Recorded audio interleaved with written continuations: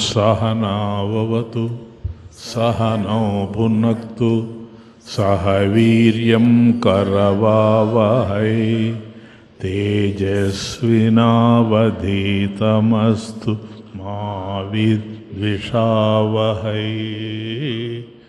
ओम शांति शांति शांति।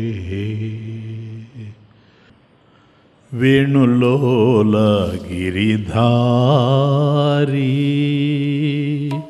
वेणुलोल गिरिधारी वेणुलोल गिरिधारी वेणुलोल गिरिधारी नंदलाल गिरिधारी नंदलाल गिरिधारी नंदलाल गिरिधारी नंदलाल गिरिधारी वेणुलोल गिरिधारी वेणुलोल गिरिधारी मुरली मनोहर मंगल शौरी मुरली मनोहर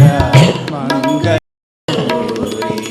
मुरली मनोहर मंगल शौरी मुरली मनोहर मंगल शौरी मुरली मनोहर मंगल शौरी मुरली मनोहर मंगल शौरी गोवर्धनधर गिरिधारी गोवर्धनधर गिरिधारी गोवर्धनधर गिरिधारी गोवर्धनधर गिरिधारी मंदर गिरिधर श्याम मुरारी मंदर गिरिधर श्याम मुरारी मंदर गिरिधर श्याम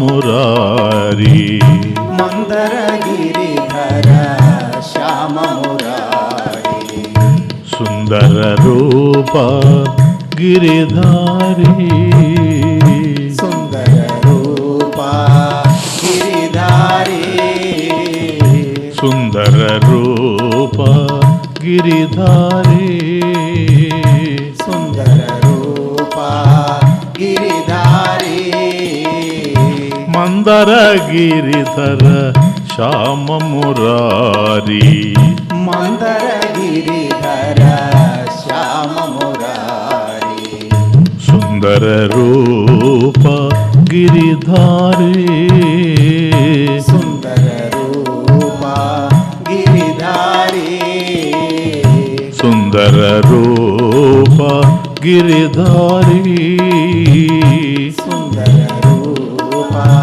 गिरिधारी वेणुलोल गिरिधारी वेणुलोल गिरिधारी नंदलाल गिरिधारी नंदलाल गिरिधारी नंदलाल गिरिधारी नंदलाल गिरिधारी वेणुलोल गिरिधारी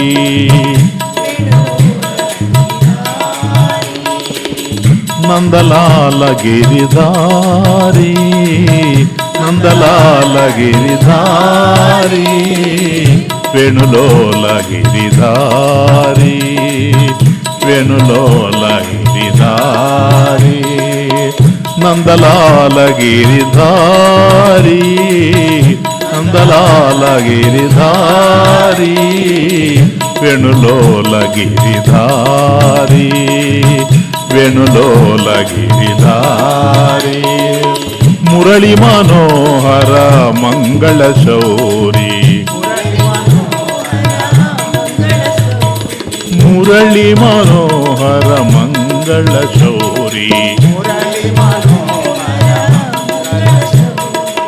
గోవర్ధనధర గిరిధారి గోవర్ధనధర గోవర్ధనధర గిరిధారి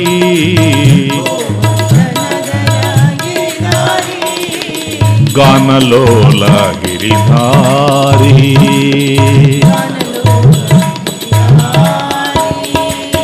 దీనపాల గిరిధారి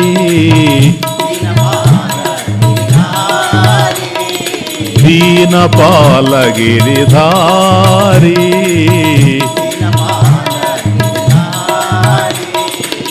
గానలోల గిరిధారి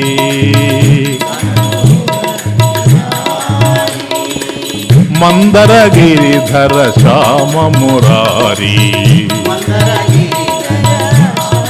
హరి హరి మందర గిరిధర శ్యామ మురారి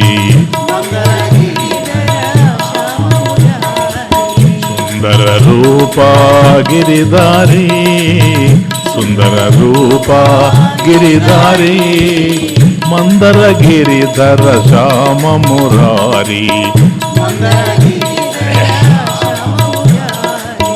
సుందర రూప గిరిధారి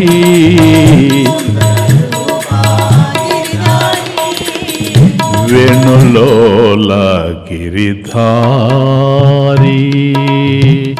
వేణులోల గిరిధారి నందలాల గిరిధారి నందలాల గిరిధారి వేణులోల గిరిధారి వేణులోల గిరిధారి ఓం శ్రీకృష్ణ పరబ్రహ్మణే నమః.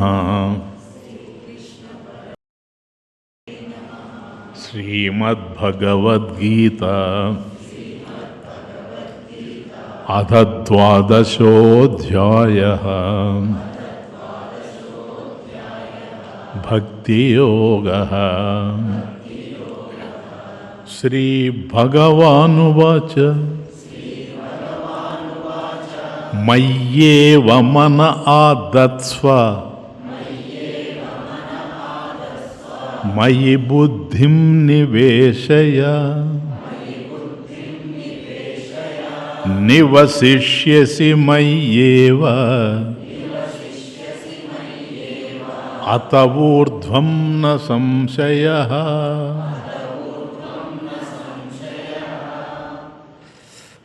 మయ్యేవ మనాదత్స్వ మయి బుద్ధిం నివేశయ నివసిష్యసి మయ్యేవ అత ఊర్ధ్వం న సంశయః. మయ్యేవ మనః ఆదత్స్వ మనః మనసును మయ్యేవ మయి ఏవ నాయందే ఏవ శబ్దం మయ్యేవ మన ఆదత్స్వ అంటే మనస్సును నాయందు ఉంచు. మయి బుద్ధిం నివేశయ బుద్ధిం నీ బుద్ధిని కూడా మయి నాయందే నివేశయ ఉంచు. నివసిష్యసి మయ్యేవ అత ఊర్ధ్వం న సంశయ అత ఊర్ధ్వం ఆ తరువాత నివసిష్యసి మయ్యేవ మయ్యేవ మయి ఏవ నాయందే నివసిష్యసి నువ్వు నివసిస్తూ ఉంటావు. నా సంశయ ఈ విషయంలో ఏ విధమైనటువంటి సందేహం నీకు అవసరం లేదు. కాబట్టి ఇంతవరకు భక్తుల విషయంలో భగవంతుడు ప్రసన్నుడై వారిని ఈ భవసాగరం నుండి ఎట్లా ఉద్ధరిస్తూ ఉన్నాడు ఇంతవరకు తెలియజేసిన తర్వాత, అంటే ఇదే అనన్య భక్తి ఫలం. కాబట్టి అనన్యమైనటువంటి భక్తి ఏదైతే ఉందో దానికి ఫలితం ఇది అందుతూ ఉంది. సో తేషాం అహం సముద్ధర్త, అహం తేషాం వాళ్ళని, అహం నేను, సముద్ధర్త సమ్యక్ ఉద్ధర్త వాళ్ళని నేను ఉద్ధరిస్తాను. కాబట్టి ఎవరైతే వాళ్ళ మనసును నాయందే లగ్నం చేసి ఉంటారో వాళ్ళని నేను ఉద్ధరిస్తాను అన్నాడు. ఇప్పుడు మనమేం చేయాలి ఆయన ఉద్ధరించాలంటే అది చెప్పబోతున్నాడు. ఇక్కడి నుంచి మనకు సాధన ప్రారంభమైపోతూ ఉంది. మయ్యేవ మనః ఆదత్స్వ, మయి ఏవా నాయందే, మనః ఆదత్స్వ నీ మనస్సును నాయందే ఉంచు. ఇక్కడికే వచ్చేస్తూ ఉంది మనకు ఒక అవగాహన. నీ మనస్సును నాయందు ఉంచు అన్నాడు అంటే నీ మనసును ఇంకొక చోట ఉంచొద్దు అని అర్థం. అక్కడికే అర్థమైపోతూ ఉంది. నీ మనస్సును నాయందే ఉంచు అంటే మరొక చోటకు ఉంచొద్దు. అదే మయ్యేవ, మయి అంటే సరిపోద్ది. మయి ఏవ నాయందే అంటే ఇంకొక చోట ఉంచొద్దు అని అర్థం. మయ్యేవ మనః ఆదత్స్వ అంటే భగవంతుడు కాని దాని యందు, ఏదైతే భగవంతుడు కాదో దాంట్లో మాత్రం మనసును ఉంచొద్దు అని దాని అర్థం. ఇది అనన్యయోగం. అనన్యేనైవ యోగేన మాం ధ్యాయంత ఉపాసతే. కాబట్టి అనన్యయోగం చేత ఎవడైతే నన్నే ధ్యానిస్తూ ఉపాసిస్తూ ఉంటాడో అని చెప్పినటువంటి భగవంతుడు అన్య విషయాలపై మనసు పెట్టద్దు అంటున్నాడు అంతే. కాబట్టి ఎప్పుడైతే నాయందే ఉంచుతున్నావో, నాయందే ఉంచాలి అని చెబుతున్నావో, ఇక నాకన్నా అన్యమైనటువంటిది నేను కానిది ఏదో దాని యందు నీ మనసు ఉంచాల్సిన అవసరమే లేదు కనుక నాయందే నీ మనసుని ఉంచు. అంటే విశ్వరూప పరమేశ్వరుడైనటువంటి సగుణ బ్రహ్మనందే మనసు పెట్టమని అర్థం. ఇంకెక్కడికి నిర్గుణం అయిపోయింది, నిర్గుణం టచ్ లేదు ఇక. కాబట్టి నేను సగుణ బ్రహ్మను కనుక నాయందే నీ మనసు పెట్టు నాయన. మనస్సు పెట్టమని ప్రత్యేకించి ఎందుకు చెప్పాల్సి వస్తూ ఉందంటే ఈ మనసుతో ఒక తమాషా. ఇది మనస్సు అనేటువంటిది నీళ్ళ లాంటిది. మన నీళ్ళు ఎట్లుంటాయో మనసు కూడా అంతే. ఎందుకని నీళ్ళు ఒక చోట నిలవవు, మనసు ఒక చోట ఉండదు. అలా ఉండేటువంటి దాన్నే మనసు అంటారు. నీళ్ళు ఎట్లాగైతే పారిపోతూ ఉంటాయో మనసు కూడా అట్లాగే పారిపోతూ ఉంటుంది. అది ఎక్కడికెక్కడికి పోతుందో తెలియదు. ఇప్పుడు నీళ్లు కూడా పోతున్నాయి అనేది మనకు తెలుస్తుంది, కానీ ఎటు పోతున్నాయి అనేది మనకు అర్థం కాదు. అట్లాగే మనసు కూడా బాహ్యానికి పోతూ ఉందని తెలుసు, కానీ ఎక్కడ పోతూ ఉందో మనకు అర్థం కాదు. కాబట్టి ఇప్పుడు నీళ్లు ఎప్పుడు కిందకి పోతాయి, నీరు పల్ల మెరుగు, నీళ్లు పల్లానికి ప్రవహిస్తాయి. అట్లాగే మనస్సు కూడా ఊర్ధ్వంగా భగవంతుడి మీదకి పోదు, అధోముఖంగా విషయాల మీదకే పరిగెత్తు పోతూ ఉంటుంది. అది విషయం. కాబట్టి అధోముఖంగా ప్రపంచం వైపు పరుగులు తీస్తూ ఉంటుంది, పరుగులు పెడుతూ ఉంటుంది. ఇంకొకటి ఏంటంటే నీళ్ళల్లో అంటే పైకి పోదు, భగవంతుడు పైన ఉండేటువంటి వాడు పైకి పోదు. అలాగే ఎప్పుడు ప్రవహిస్తూ ఉంటుంది, ఒక చోట అంటూ నిలవదు. ఇంకొక విషయం ఏంటంటే దీంట్లో ఏ పాత్రలో నీళ్లు పోస్తామో ఆ రూపాన్ని ధరించి ఉంటుంది. కుండలో పోసామనుకోండి, కుండ రూపాన్ని ధరిస్తుంది, గుండ్రంగా ఉంటుంది. అదే కూజాలో పోసామనుకోండి, కూజా రూపాన్ని ధరించి ఉంటుంది. కాబట్టి చెంబులో నీళ్లు పోస్తే చెంబు ఏ విధమైనటువంటి ఆకారంతో ఉందో నీళ్లు కూడా గుండ్రంగా మనకు కనిపిస్తాయి. కూజాలో పోస్తే కూజాలా ఉన్నట్లే కనిపిస్తాయి. దాని ఆకారం ఎట్లాగైతే ఉందో ఇవి అట్లాగే తెలుస్తాయి. కాబట్టి తనకంటూ ప్రత్యేకమైనటువంటి ఆకారం లేనటువంటి జలం దేనిలో పోస్తే దాని రూపాన్ని ధరిస్తూ పోతూ ఉంటుంది. అందువల్ల మయ్యేవ మన ఆదత్స్వ, హే అర్జున మయ్యేవా నాయందే నీ మనసును ఉంచు అని చెప్తున్నాడు అని అంటే నాయందు ఉంచు అంటున్నాడు. తమాషా చూడండి. అంటే ఆ మనసు భగవంతుని యొక్క స్వరూపాన్ని పొందాల. కానీ మనసుతో ఒక బాధ ఏంటంటే, కానీ ఆయన అట్లా చెప్తున్నాడు కదా, మయ్యేవ మన ఆదత్స్వ, నీ మనసును నా యందు ఉంచు అని. మనం అలా ఉండగలుగుతున్నామా? ఎందుకని? భగవంతుడు చెప్తున్నాడు కదా, నీ మనసును నా యందు ఉంచు అని. మరి ఆయన నీ మనసును నా యందు ఉంచు అని చెప్పినప్పుడు మనం ఎందుకు ఉండలేకపోతున్నాము అనేది మనం అర్థం చేసుకోవాలి. దీనికి నాకేమో 2 కారణాలు తెలుస్తూ ఉన్నాయి. ఏది మనసు అలా ఉండలేకపోవడానికి, భగవంతుని యందు నిలవలేకపోవడానికి 2 కారణాలు నాకు తెలుస్తూ ఉన్నాయి. ఒకటి మనసుకు తెలిసినవి ఒక కారణం, రెండవది మనసుకు తెలియనివి రెండో కారణం. సరేనా? ఎందుకని స్వామీజీ? తెలిసినవి ఏంటి? ప్రపంచంలో చాలా తెలుసు మనసుకి, అంతకన్నా ఇంకేం తెలియదు. భగవంతుడు తెలుసా మనసుకే? ప్రపంచం తెలుసు. ప్రపంచంలో ఏవేవైతే ఉన్నాయో అవన్నీ కూడా మనసుకు తెలుసు. కానీ ప్రపంచంలో తెలిసినవన్నీ కూడా నిన్ను కలత పెట్టేటివే, కానీ నీకు ఆనందాన్ని ఇచ్చేటి ఏమి లేవు ఈ ప్రపంచంలో. నిన్ను కలత పెడతాయి. కాబట్టి ఈ కలత పెట్టేటువంటివి. రెండోది, ఎన్ని ఉన్నాయి ఈ ప్రపంచంలో? 1, 2, 3, 4 ఎన్నని ఉన్నాయి. కాబట్టి ఇవన్నీ దేన్ని గురించి మనం ప్రయత్నం చేసినా అది మనకు అర్థం కాకుండా ఉంది. ప్రపంచంలో ఏది మనం ప్రయత్నం చేసినా మనకు అది అర్థం కాదు. కాబట్టి తెలియనివి ఏవో, ప్రపంచంలో ఏవైతే మనకు తెలియదో ఇవి ఏం చేస్తాయి అంటే, వాటిని గురించి మనం ఆలోచిస్తే సందేహాల్ని కదిలిస్తాయి. ఎందుకని? మనకు తెలియదు కదా అవేటో. కాబట్టి దేన్ని గురించి ఆలోచించినా అది మనకు సందేహాల్ని కదిలిస్తాయి. సందేహాలు కదా అవి తృప్తిపరుస్తాయా? కలత పెడతాయి. కాబట్టి ఎక్కడైతే నీకు సందేహాలు కదులుతూ ఉంటాయో అవి నిన్ను కలత పెడుతూ ఉంటాయి. ఇంకా రెండవది, ఒకటి తెలియనివి. కాబట్టి మనసుకు ఏవైతే తెలియవో అవి నిన్ను ఈ విధంగా బాధ పెడుతూ ఉంటే, మనసుకు ఏవైతే తెలుసో అవి తెలిసినవి జ్ఞాపకాలు తెచ్చి నిన్ను బాధ పెడతా ఉంటాయి. ఏం తెలుసు? గతంలో ఏవేవో తెలుసు మనకు. ఇప్పుడు అవి కనుక జ్ఞాపకం వచ్చాయనుకోండి, ఎక్కడ లేని దుఃఖం. ఎందుకని? అవన్నీ మనల్ని సుఖపెట్టేటి కాకుండా పోయినాయి. కాబట్టి ఏవైతే మనకు తెలుసో అవి మనకు స్మృతికి తెస్తాయి. ఆ స్మృతి మెమరీ ఏదైతే ఉందో ఇది మనల్ని బాధ పెడుతూనే పోతూ ఉన్నాయి.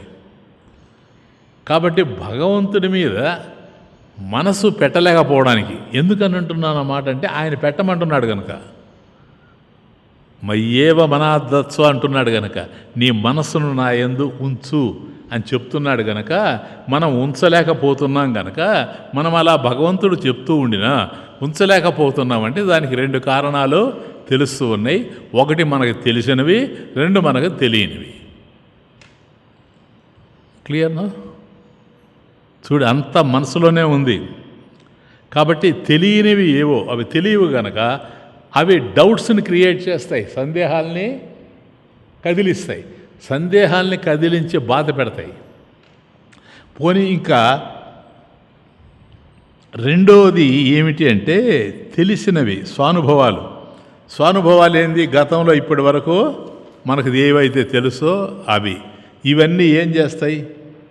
అవి దుఃఖపెడతాయి. కాబట్టి ఎవరెవరైతే మనకు తెలుసో, ఎవరెవరితో మనకు సంబంధాలు ఉన్నాయో, ఆ సంబంధాల వల్ల మనకు ఏ విధమైనటువంటి అనుభవాలు కలిగాయో, ఈ అనుభవాలు ఇంకో రకంగా బాధ పెడతా ఉన్నాయి. కాబట్టి మనసు యొక్క పోకడలో చూస్తే మనసుకు తెలిసినవి మనల్ని బాధ పెడుతూ ఉన్నాయి, మనసుకు తెలియనివి మనల్ని బాధ పెడుతూ ఉన్నాయి. అంత రోదన, వేదన, బాధ అంతా. బ్రతుకంత రోదనాయి సాధన సాగే క్షణమేది, బ్రతుకంత రోదనాయి సాధన సాగే క్షణమేది, వెలుగులన్నీ వెతలాయే, వెలుగులన్నీ వెతలేయాయే, వేదన తీరే దారేది, బ్రతుకంత రోదనాయి, సాధన సాగే క్షణమేది, బ్రతుకంత రోదనాయి. ఎవరి బ్రతుకు చూసినా ఫస్ట్ ఇది మనకి ఏం తెలుసు, మనకు తెలిసినవన్నీ మనల్ని ఇట్లా బాధ పెడతా ఉన్నాయి. ఎవరిలో కూడాను ఒక పర్ఫెక్షన్ రాదు అంటే వాడికి తెలిసినయే కర్మ బాధ పెడతా ఉంటాయి. కాబట్టి ఈ బ్రతుకంతా కూడా ఒక రోదన అయిపోయింది, బాధ అయిపోయింది, కన్నీటిమయం అయిపోయింది. ఎందుకని? ఇవి ఎప్పుడు తిరుగుతాయి ఏమో తెలియదు. ఇది వేదన కదా, మరి ఈ వేదన ఆగేది ఎప్పుడు అస్సలు తెలియదు. బ్రతుకంతా రోదనాయి, సాధన సాగే క్షణమేది, బ్రతుకంతా వేదనాయి, బ్రతుకంతా రోదనాయి, సాధన సాగే క్షణమేది, వెలుగులన్నీ వెతలాయే,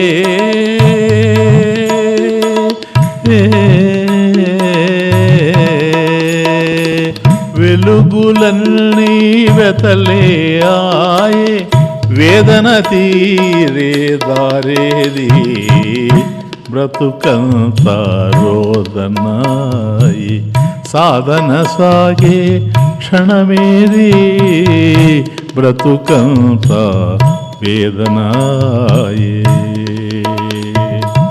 పరుగిడు కాలం ఆగదు,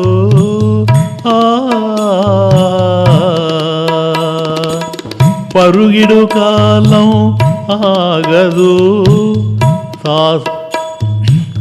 సాధన తెలిసి సాగాలి, పరుగిడు కాలం ఆగదు, సాధన తెలిసి సాగాలి, బ్రతుకంత రోదనాయి, సాధన సాగే క్షణమేది, బ్రతుకంత రోదనాయి. మయ్యేవ మన ఆదత్స్వ, హే అర్జున నీ మనసును నా యందు ఉంచు.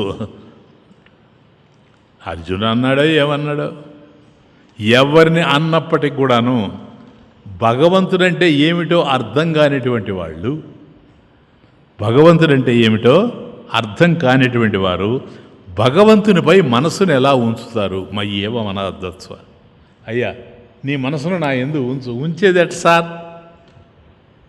ఎక్కడ ఉంచాలా? నా యందు ఉంచు. నువ్వెవరా? ఉండడు పక్కనే. నువ్వెవరు సార్? నువ్వు అర్థమైతే కదా. కనుక తెలియంతనం, జ్ఞానం లేకపోవడం, నువ్వేమిటో నీకు సంబంధించిన జ్ఞానం నాకు లేకపోవడం వల్ల మనసును నా యందు ఉంచు అని నీవు చెబుతూ ఉండినా నేను ఉంచలేకపోతూ ఉండడానికి ప్రథమ కారణం. ఎక్కడ ఉంచాలా మనసుని? మయ్యేవ మన ఆదత్స్వ, నా యందే ఉంచు అంటున్నావు. అసలు నువ్వెవరు నాకు అర్థం కావడం లేదు కదా. ఉంచేది ఎట్లా? మొదటి కారణం తెలియంతనం అయితే, రెండవ కారణం తెలిసినతనం. మనసుకి భగవంతుడంటే ఏమిటో తెలియదు, అందువల్ల నా మనసును తీసుకెళ్ళి అక్కడ పెట్టలేను. రెండవది తెలిసినతనం. ఏం తెలుసు నీకు? నాకు తెలిసిందంతా ఒక్కటే సార్, ఎంతైనా తెలియని అదంతా ప్రపంచానికి సంబంధించిందే కానీ మరొక దానికి సంబంధించింది కానీ కాదు. కాబట్టి తెలిసినతనం ప్రపంచానికి సంబంధించిన విషయ జ్ఞానం. సరే, క్లియర్నా? ఈ విషయ జ్ఞానం ఉండడం అంటే స్వానుభవం, భగవద్ అనుభవం నీకు లేకపోవడం ఒక కారణం అయితే, నీ స్వానుభవం రెండవ కారణం సార్. నీకెన్నో అనుభవాలు ఉన్నాయి, కానీ ఇవి మాత్రం నీ యొక్క స్వానుభవమే కానీ ఇది భగవంతునికి సంబంధించినటువంటి అనుభవం కానీ కాదు. కాబట్టి గతంలో ఇప్పుడు అంటున్నాడు మయ్యేవ మన ఆదత్స్వ, నీ మనసును నా యందు ఉంచని. కానీ నా మనసును అనేక చోట్ల గతంలో నేను ఉంచాను భగవాన్, చాలా చోట్ల ఉంచాను. ఒక చోట ఏంటి, మనస్సును ఎక్కడుంచినా, మనసును ఎవరికిచ్చినా ప్రతి చోటికి పూల దోసిళ్లతో పరుగులు తీస్తూ రావడం పోవడం, రాళ్ల దెబ్బలతో రాటు తేలి మళ్ళీ తిరిగి రావడం, ఇదే జరిగింది. అక్కడ ఆనందాన్ని పొందుతానని పూల దోసిళ్లతో పోయాను, తిరిగి దెబ్బలు తినే తిరిగి వచ్చాను. ఇప్పటి వరకు నాకు జరిగింది ఇదే. జన్మ జన్మల్లో మనస్సు ఇలాగే అలిసిపోయింది, ఇలాగే నలిగిపోయింది. ఇప్పుడు మళ్ళీ నీ మీద పెట్టమంటున్నావు. మయ్యేవ మనాదత్స్వ మయి బుద్ధిం నివేశయ నివశిష్యసి మయ్య అతవర్ధం నా సంశయ, నా సంశయ. నీకు ఈ విషయంలో సంశయం అవసరం లేదు, నీకు ఈ విషయంలో సందేహం అవసరం లేదు అంటున్నావు. నాకున్నదే సందేహం.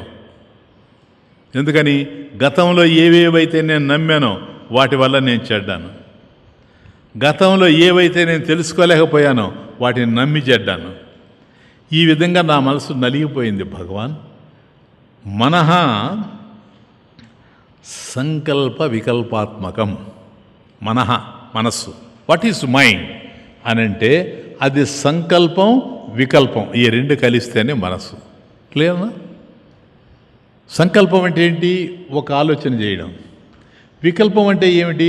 ఆలోచన కాకుండా రెండవ ఆలోచనకి పోవడం. ఈ సంకల్ప వికల్పాలే. ఈ సంకల్ప వికల్పాలతో కూడినటువంటి దాన్ని మనస్సు అంటారు. మనస్సు అంటే అది ఇంకేలే. కాబట్టి నా మనసులో అవే ఉన్నాయి ఇప్పటి వరకు.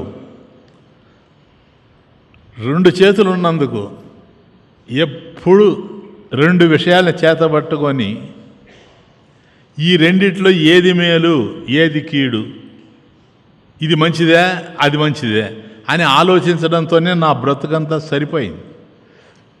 ఎందుకని? సంశయంలో పడి కొట్టుమిట్లాడడమే మనసు అయింది. నువ్వే చెప్తున్నావు కదా. ఏంటి మనసు అంటే? సంకల్ప వికల్పాత్మకం. కాబట్టి సంకల్పం మనస్సు, అదే మళ్ళీ వికల్పం, మళ్ళీ అది కాదు అనడం, ఇది అవును అనడం, అది కాదు అనడం. మరి మయ్యేవ మనాదత్స్వ, నీ మనసును నా యందు ఉంచు అని గీతాచార్యుడు చెబితే అది అలా ఉంచేది ఎలా? నేను అక్కడే ఉన్నాను, ఆయన చెప్పేసి పోతా ఉన్నాడు, నేను పోలేకపోతున్నా. ఎందుకని? ఆ మనసుని నీ యందు ఉంచేది ఎట్లా? నువ్వు ఉంచమని చెప్తున్నావు కదా.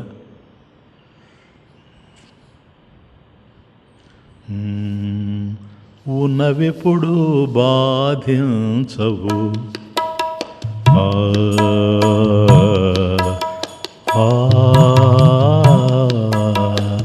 ఉన్నవెప్పుడు బాధించవు, మనిషి మదిలో ఉన్నవే బాధించును. అర్థమవుతుందా ఇప్పుడు ఎక్కడి నుంచి వస్తాయో బాధలు?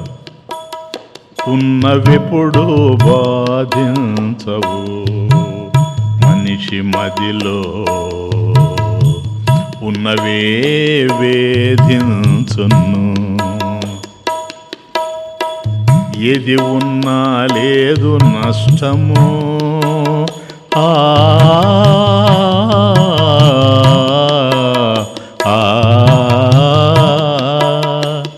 ఏది ఉన్నా లేదు నష్టము, మదిలో ఉంటే లేదు లాభము.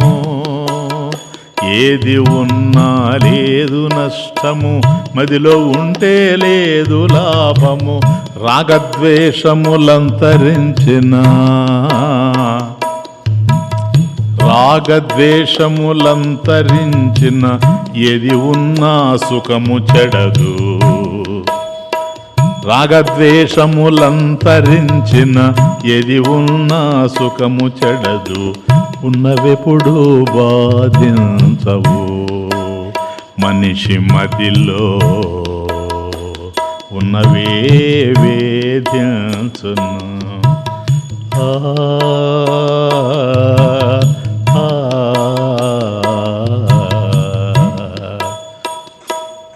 మయ్యేవ మన ఆదత్స్వ, హే అర్జున నీ మనసును నా యందు ఉంచు, లాభం లేదు భగవాన్. ఏమి నువ్వు చెప్పేయడం ఈజీగా ఉంది, ఇప్పుడు నేను విమర్శిస్తే పరామర్శిస్తే ఎంత బయటపడతా ఉంది. కాబట్టి నీ మనసు నా యందు పెట్టాను నువ్వు చెప్తే ఏ ధైర్యంతో పెట్టమంటావు చెప్పు. అదే నీ బాధని. సరే, ఇంకొక పని చేస్తావా చెప్తాను, చెప్పండి. మయ్యేం మన ఆధత్స్వ, అది చేయలేని అంటున్నావు కదా, మయి బుద్ధిం నివేశయ.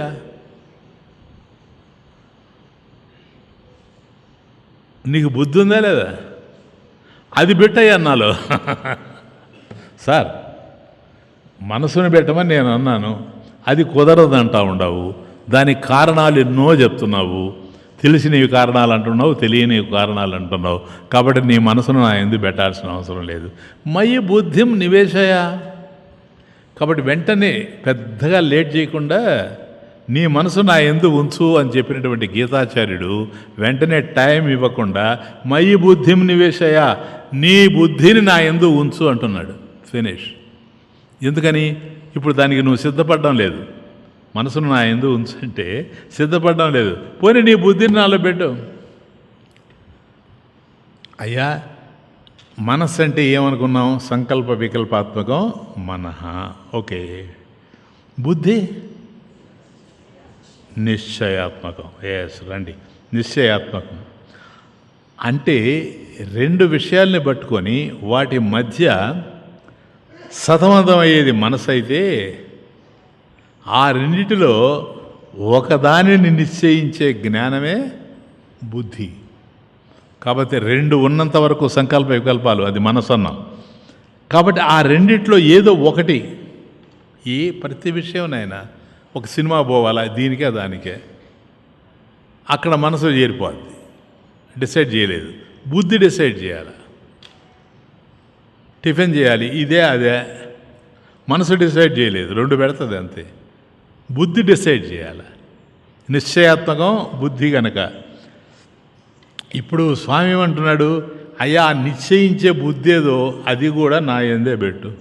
ఇంకే మనసును నా యందు పెట్టమన్నాను, మనసుతో ఈ బాధలు ఉన్నాయని చెప్పావు, పోనీ బుద్ధిని కూడా నా యందే ఉంచు. మయ్యేవ, బుద్ధి చూడు, అధ్యవసాయం అంటే నిశ్చయించడం. మయ్యేవ అధ్యవసాయం కుర్వతీం బుద్ధిం.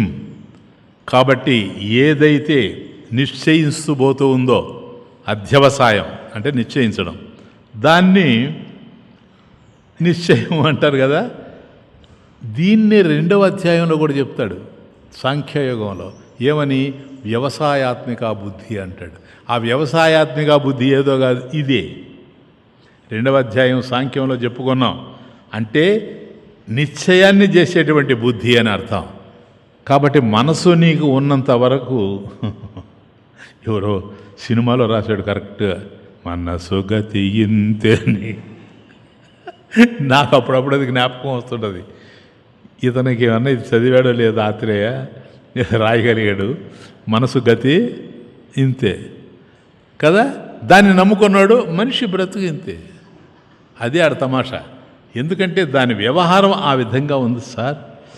భగవంతుడి మీద మనసు నిలవకపోవడానికి, అయ్యా నీ మనసును నా యందు ఉంచు అని చెబితే భగవంతుడు, మనం అట్లా ఉంచలేకపోవడానికి నిశ్చయ జ్ఞానం లేకపోవడమే కారణం. అవునా? ఎందుకంటే మనసు 2 పట్టుకొని ఉంటుంది కనుక, సంకల్ప వికల్పాత్మకం 2 పట్టుకొని ఉంటుంది కనుక, రెండిట్లో ఏదో ఒకటి డిసైడ్ చేయాలి అంటే ప్లీజ్ అక్కడ నిశ్చయించేటువంటి జ్ఞానం, వ్యవసాయాత్మిక బుద్ధి ఉండాలి. కాబట్టి భగవంతునికి సంబంధించినటువంటి నిశ్చయ జ్ఞానం లేకపోవడం వల్లనే బుద్ధిని సమర్పించడం అంటే నిశ్చయ జ్ఞానాన్ని పొంది అనన్య యోగంతో జీవించడం అని అర్థం కదా. ఇక్కడ ఏమైంది? నిర్ణయించేది నిశ్చయించేది బుద్ధి కనుక, బుద్ధిని నా యందు ఉంచు అని చెబితే సరిపోతుంది కదా. ఇప్పుడు అంటున్నాడు కదా, సంకల్ప వికల్పాత్మకం మనః, నిశ్చయాత్మకం బుద్ధి కదా. కాబట్టి బుద్ధి కదా నిశ్చయించాలా. పోనీ బుద్ధిని ఉంచేసే నా మీద, దాన్ని వదిలేయి అని అంటే ఆయన సరిపోతుంది కదా? సరిపోదు. ఎందుకో తెలుసా?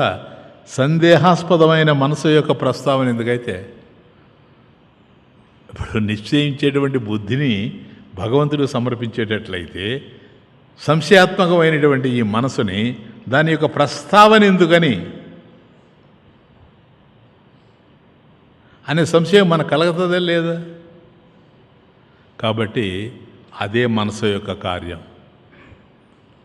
అలా సందేహాలు కదులుగుతున్నాయే, ఇదే మనసు.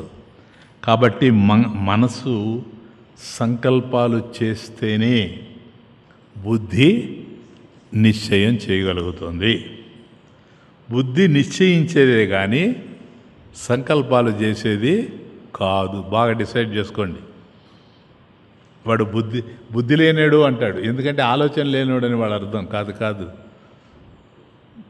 ఆలోచనలు ఉన్నవాడే, కానీ నిశ్చయించేటువంటి బుద్ధి వాడికి లేదు. నిశ్చయించేటువంటి బుద్ధిని రెండింటినీ తన యందే ఉంచమని భగవంతుడు చెప్పడంలో విశేషం ఇదే. ఎట్లాగో నీకు మనసు ఉంది, ఆలోచిస్తూనే ఉంటావు, నేను వద్దన్నా నువ్వు దాన్ని విడిచిపెట్టలేవు. దాంతో పాటుగా నీ యొక్క బుద్ధిని కూడా నా యందే ఉంచు. ఇది జరిగితే తర్వాత భక్తుడు ఏమవుతాడు? దాంట్లోనే ఉంది, మయ్యేవ మనాదత్స్వ, కుదరదు. మయ్యి బుద్ధిం నివేశయ, నీ బుద్ధిని కూడా నా యందు సమర్పించు. సరే, మనసును సమర్పించలేకపోయాడు, వదిలేయండి. బుద్ధిని సమర్పించాడనుకోండి, నివసిష్యసి మయ్యేవా, మయి ఏవా నాయందే నివసిష్యసి, ఇక నువ్వు ఉంటావు. ఎందుకని? బుద్ధిని ఎప్పుడైతే భగవంతుడికి డెడికేట్ చేసావో అయిపోయింది సార్. ఆ తర్వాత భక్తుడు భగవంతుని అందే ఉంటాడు. నివసిష్యసి మయ్యేవ అంటే మయి నివాసం కరిష్యసి ఏవ. కాబట్టి ఇక ఆ తర్వాత నువ్వు నిశ్చయాత్మకమైనటువంటి బుద్ధి ఎప్పుడైతే నీకు వచ్చేసిందో, భగవంతుని యందు ఉంచేసావో, బ్రతుకు ధన్యమైపోయింది అని అర్థం. ఇక్కడ నా సంశయ. అర్థమైందా? ఇప్పుడు ఇంకా నీకు సందేహాలే లేవు. ఇంతకుముందు ఏమో మనసు వల్ల నేను భగవంతుని పొందుతానో లేదో, అలా మనసు కూడా ఉంది కనుక బుద్ధి భగవంతుడి వైపు పోతుందో లేదో, ఇప్పుడు లేదు. అందువల్ల నా సంశయ, ఇంకా భగవంతుని యొక్క అనుగ్రహం నీ మీద పడిపోయింది. నివసిష్యసి మయ్యేవా, నా యందే ఇంకా ఆయన యందే నువ్వు ఉండేటప్పుడు నీకు ఇంకేముంది? రాధారమణ రాధేల కరుణ దేవకి నందన మాకేల వేదన, జీవుల గమ్యము నీవే కావా కృష్ణ.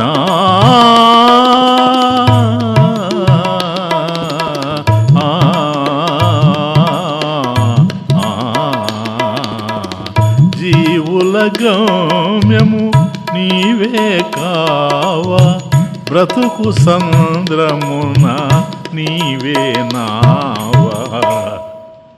హాయిగా పోతాను. ఇక నేను మునిగిపోయే ప్రశ్నే లేదు. ఎందుకని? నా బ్రతుకు ఒక సముద్రం కావచ్చు, కానీ నడిపేవాడివి నువ్వు ఉన్నావు కనుక. అది జీవుల గమ్యము నీవే కావా, బ్రతుకు సంద్రమున నీవే నావా. రాధారమణ రాధేల కరుణ దేవకి నందన మాకేల వేదన, దేవకి నందన మాకేల వేదన. ఎందుకని? ఎప్పుడైతే భక్తి ఏర్పడిపోయిందో, ఎందువల్ల?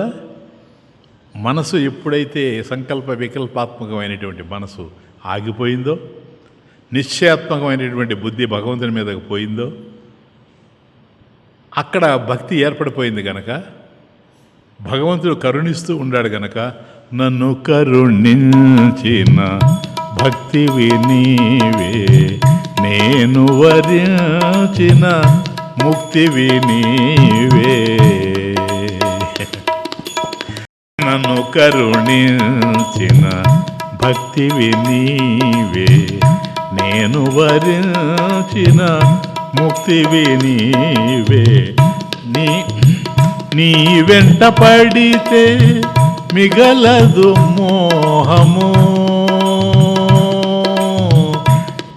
కృష్ణ.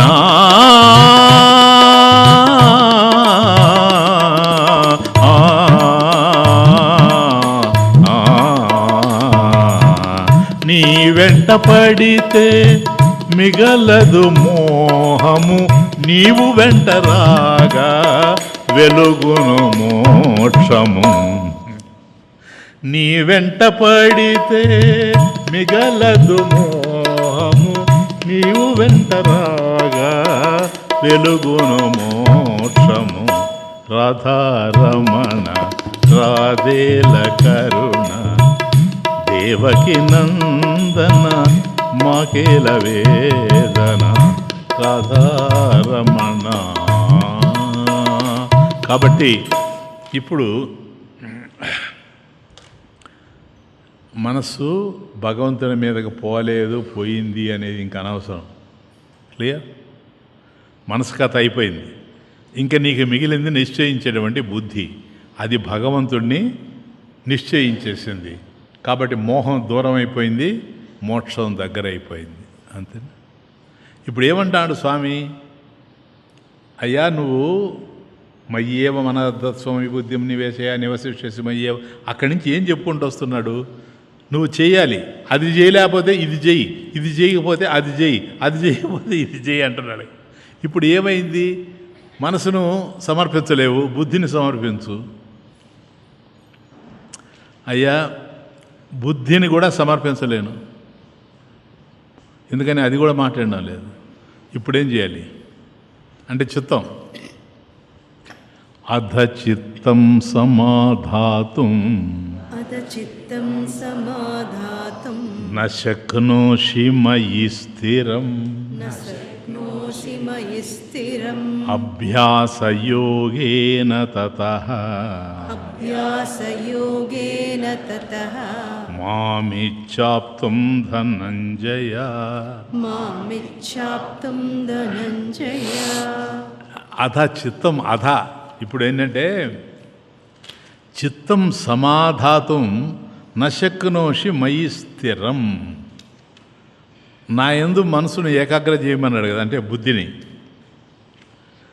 దానికి కూడా ఎలా ఏకాగ్రం చేయడానికి కూడా నీకు సామర్థ్యం లేకపోతే, మయి చిత్తం స్థాపయితం స్థిరం న శక్నోషి చేత్, ఒకవేళ దానికి కూడా నీకు సామర్థ్యం లేకపోతే అభ్యాస యోగేన, నెక్స్ట్ సాధన అభ్యాస యోగం చేత మాం ఆప్తుం ఇచ్చ, నన్ను పొందేందుకు ప్రయత్నించు. మాం ఆప్తుం, నన్ను పొందుటకు ఇచ్చ, కోరుకో. కాబట్టి బుద్ధిని మనసును సమర్పించు, కుదరలేదు. బుద్ధిని సమర్పించమన్నాను, అది కుదరలేదు. సో మయి నాయందు చిత్తం, ఆ బుద్ధి ఏదైతే ఉందో స్థాపయితం స్థిరం, దాన్ని అట్లా స్థిరంగా ఉంచడానికి నశక్నోషి చేత్, నీకు దాంట్లో కూడా శక్తి లేకపోతే అభ్యాస యోగేన, అభ్యాస యోగం చేత, అంటే ఇప్పుడు ఇంకొకటి వచ్చేస్తుంది మళ్ళీ, ఇంకొక సాధన.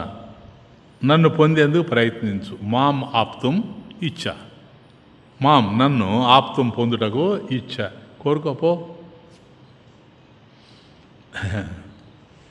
ఎందుకంటే మయ్యేవ మనస్స్వమయి బుద్ధిం నివేశయ, అదేం చిన్న విషయం కాదు.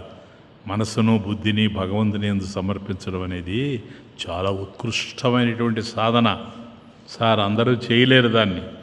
అలాంటి సాధన సాధ్యపడని వారికి, ఎవరైతే అలాంటి కష్టమైనటువంటి సాధన చేయలేరో వాళ్ళకి అభ్యాస యోగం, ఇది కొద్దిగా తక్కువ స్థాయి సాధన. అర్థం కాలే? తక్కువ స్థాయి సాధన అభ్యాస యోగం. అభ్యాసం కూసు విద్య అంటుంటారు కదా, అదే విషయం. అభ్యాస యోగం అంటే ఈ అభ్యాస యోగం అంటే ఏంటి స్వామీజీ? యోగా ఆఫ్ ప్రాక్టీస్ అంటే అనేక విషయాల్లో చలించేటువంటి చిత్తం ఏదైతే ఉందో మన మనసు, ఇది అనేక విషయాల్లో చలిస్తూ ఉంటుంది. దాన్ని ఏం చేయాలి తెలుసా? ఎక్కడెక్కడైతే తిరుగుతూ ఉందో తిరగని అక్కడి నుంచి దాన్ని వెనక్కి మరల్చాలి. సర్వతః సమాహృత్య అక్కడి నుంచి మరల్చి ఏం చేయాలా? ఒకే ఆలంబనం, ఏకస్మిన్ ఆలంబనే. కాబట్టి అనేక విషయాల మీదకి అక్కడికి పోతూ ఉంది, ఇక్కడికి పోతూ ఉంది, అక్కడికి పోతూ ఉంది, ఆయన మీద పోతుంది, ఆమె మీద పోతుంది, తిరగతా ఉంది. అప్పుడు మెల్లగా దాన్ని అన్ని వైపుల నుంచి మరల్చి ఒకే చోటకి ఏకస్మిన్ ఆలంబనే అంటే ఉంటుందా? మళ్ళీ పోతుంది కదా, మళ్ళీ తీసుకురావయ్యా, అది ఇంకేం లేదు. అది ఆడ ఏకస్మిన్ ఆలంబనే మళ్ళీ మళ్ళీ పునః పునః అగైన్ అండ్ అగైన్ అది పోతూ ఉంటుంది, నువ్వు తీసుకొస్తూ ఉంటావు, అది పోతూ ఉంటుంది, నువ్వు తీసుకొస్తూ ఉంటావు. మళ్ళీ మళ్ళీ పునః పునః నిలపడం ఏదైతే ఉందో, నిలపడం స్థాపనం, అది అభ్యాస. మళ్ళీ మళ్ళీ స్థాపనం, దాన్ని నిలపడం ఏదైతే ఉందో దీన్ని అభ్యాసము అంటారు. అట్టి అభ్యాసంతో కూడినటువంటి యోగం ఏదైతే ఉందో ఇది అభ్యాస యోగము. తత్పూర్వక యోగ అభ్యాస యోగ. ఏంటి స్వామి మీరు చెప్తా ఉండాలి, ఇది పోతానే ఉంది, తెస్తానే ఉన్నా పోతానే ఉంది. అదే అభ్యాస యోగం, ఇదే అభ్యాస యోగం, ఇంకేదో కాదు. సరేనా? కాబట్టి ఏమంటాడు? మాం ఈచ్చ ఆప్తం ధనంజయ. ఇక్కడ ఒక్క చోట అర్జునుడిని ధనంజయ అని పిలుస్తున్నాడు. ఏంటి ధనంజయ అంటే, రాజసూయ యాగ సమయంలో ఎందరో చక్రవర్తులను జయించి ధనాన్ని పోగు చేసిన వాడివి నువ్వు అర్జున. రాజసూయ యాగంలో ఎంత ధనాన్ని పోగు చేశావు. కానీ ఇప్పుడు కనుక నువ్వు దీన్ని మనసును కనుక జయించగలిగితే నీకు లభించేది ఏం తెలుసా? అటువంటి ధనం కాదు, జ్ఞానధనం. ఊరికే కొట్టారు, వాళ్ళ దగ్గర లేదు, సుందర చైతన్యానంద దగ్గర ఉంది. నా మాట విను. అందుకే కదా కూర్చొని ఉంటారు అందరూ. ఇవ్వకపోతాడా ఏదో ఒక రోజు అని. ఇస్తాను. ఇప్పుడంతా అదే జరుగుతూ ఉంది. కాకపోతే ఏంటంటే మనసులాగా అయిపోయి ఇవ్వడం పోగొట్టుకోవడం ఉంది. అట్లా కాకుండా దాన్ని పట్టుకుంటే సరిపోద్ది. నీ మనసును జయించగలిగితే నీకు జ్ఞానధనం లభిస్తుంది. ధనంజయ, ఈ ధనం లాభం లేదు, జ్ఞానధనం. కాబట్టి మనసు ఎట్లాంటిది? చంచలము, అస్థిరము. ఏనైనా మనసు చంచలం, అస్థిరం మనః. కాబట్టి చంచలము, అస్థిరము అయినటువంటి మనస్సు ఏ ఏ కారణాల చేత బాహ్యానికి పరుగులెత్తుతూ పోతూ ఉందో, యతః యతః నిశ్చరతే యస్మాత్ కారణాత్ బహిః గచ్చతి. ఏ ఏ కారణాల చేత అయితే బాహ్యానికి పరుగులెత్తుకుంటూ పోతుందో అలాంటి మనసుని, ప్రతి మనసును నియమించి ఏ తత నియమ్య, అది వెళ్ళేటప్పుడు దాన్ని నియమించి ఆత్మయందు వశమై ఉండేలాగున పరమాత్మని ఏవా వశం నయేత్. కాబట్టి అలా పరుగులెత్తేటువంటి మనసుని మళ్ళీ వెనక మరల్చి భగవంతుని ఏదే ఉండేటట్లు చూసుకోవాలి. అంటే మనస్సును, అంటే ఈ బుద్ధి, చిత్తం అన్నీ ఇంకా అంతకన్నా తెలుస్తాయి. వీటిని అనుకూలం చేసుకుంటూ మనం జీవితాన్ని కొనసాగించాలి. అధచిత్తం సమాధాతం నశక్నోషి మయి స్థిరం అభ్యాస యోగేన తతః మామిచ్చాప్తం ధనంజయ. అయితే మనసు చంచలము, దుర్నిగ్రహము అన్నాం గనక ఇలాంటి మనసు బాహ్యానికి పరుగులు తీస్తుందా లేదా? పరుగులు తీస్తుంది చిత్తం. అది చిత్తం యొక్క సహజ స్వభావం. కాబట్టి బయటికి పరిగెత్తుకుంటూ పోవడం అనేటువంటిది చిత్తం యొక్క సహజ స్వభావం. మనసు బాహ్యానికి పరుగులు తీయడం సమస్య కాదు అని చెప్పేది నేను. ఇప్పుడు అది బయటికి పోతా ఉంది, చిత్తం నిలవడం లేదు. చిత్తం నిలిస్తే కదా స్వామీజీ, ఏడికి పోతుంది? బయటికి పోతా ఉంది. పోనివయ్యా, అది మనసు యొక్క సహజ స్వభావం. ఏది అలా బయటికి పోవడం అనేటువంటిది మనసు యొక్క సహజ స్వభావం, దాని న్యాచురల్ క్వాలిటీ అది. మరి ఎట్లా? అది సమస్య కాదు. ఇప్పుడు నాకు పాయింట్ అర్థమవుతుంది మీకు. కాబట్టి మనసు బయటికి పోతా ఉంది కదా, అది సమస్య అని నువ్వు అనుకుంటున్నావు. కాదు, బయటికి పోతుంది, అది స్వభావం, సమస్య కాదు. అది స్వభావం సార్, అది అలా పోతుంది. మనస్సు బాహ్యానికి పరుగులు తీయడం సమస్య కాదు, మనం దాని వెంట పడకుండా పోవడం సమస్య. పడడం, ఇప్పుడు అది మనస్సు ఎప్పుడైతే పోతూ ఉందో అది దాని యొక్క సహజ స్వభావం, పోతుంది. అది మనకు ప్రాబ్లం కాదు. కాబట్టి మనసు బాహ్యానికి పరుగులు తీయడం అనేటువంటిది సమస్య కాదు. మరి సమస్య ఏంటి? మనం దాని వెంటబడిపోవడం. ఇప్పుడు అది ఎక్కడికైతే పోతా ఉందో దాని వెంటనే మనం కుక్కపోయినట్టుగా పోతా ఉండడం, ఇది సమస్య. ఇక్కడ ఉంది ప్రాబ్లం అంతా. అది పోవడం అనేటువంటి సమస్య కాదు, దాని వెంట మనం పోవడం అనేటువంటిది సమస్య. కాబట్టి మనసు బాహ్యానికి పోయినా, చిత్తం బాహ్యానికి పోయినా మనం దాని వెంట పడిపోకూడదు. ఇది ప్రధానమైన విషయం. ఇప్పుడు చిత్తం పోతా ఉంది, పోనీడు సార్, అది దాని స్వభావం, అదేం చేస్తుంది? కాబట్టి దాని స్వభావం అది కనుక అది పోతూ ఉంటుంది, పోనీ. నువ్వు దాని వెంటబడిపోతేనే ప్రాబ్లం వస్తూ ఉంది. కాబట్టి నువ్వేం చేయాలి తెలుసా? సాక్షిగా ఉండాలి మనస్సుకి. అది పోతా ఉంది, నువ్వు సాక్షిగా ఉండు. అప్పుడు మనస్సు ఏం చేస్తుంది? ఇక పోతా ఉంటుంది, నువ్వు పోవు, సాక్షిగా ఉంటావు, అది ప్రశాంతంగా ఉంటుంది. నువ్వు పోతేనే దాని వ్యవహారం, నువ్వు పోవడం లేదు కదా, అది ప్రశాంతంగా ఉంటుంది. అలా ఉండడం అలవర్చుకోవాలి. ఈ విధమైన ఒక ఉపాయం ఉంది. ఇది ఈ విధమైన అభ్యాసం, ఇది ఒక ఉపాయం. కాబట్టి అది పోతూ ఉంటుంది, మనకు అర్థమవుతూ ఉంటుంది. మనకు అర్థం కదా, చిత్తం పోయేది మనకు తెలుస్తూ ఉంటుంది. ఓహో అక్కడికి పోతున్నావా, ఓహో ఇక్కడికి పోతున్నావా. అది ఎక్కడికైనా పోని, ఎక్కడైనా తిరగని, నువ్వు మాత్రం దాన్ని వెంటబడిపోకుండా ఉండాలి. ఇప్పుడు ఒక అల లేచింది అనుకోండి సముద్రంలో. అల లేవకముందు ప్రసన్న గంభీరంగా ఉన్నటువంటి సముద్రం,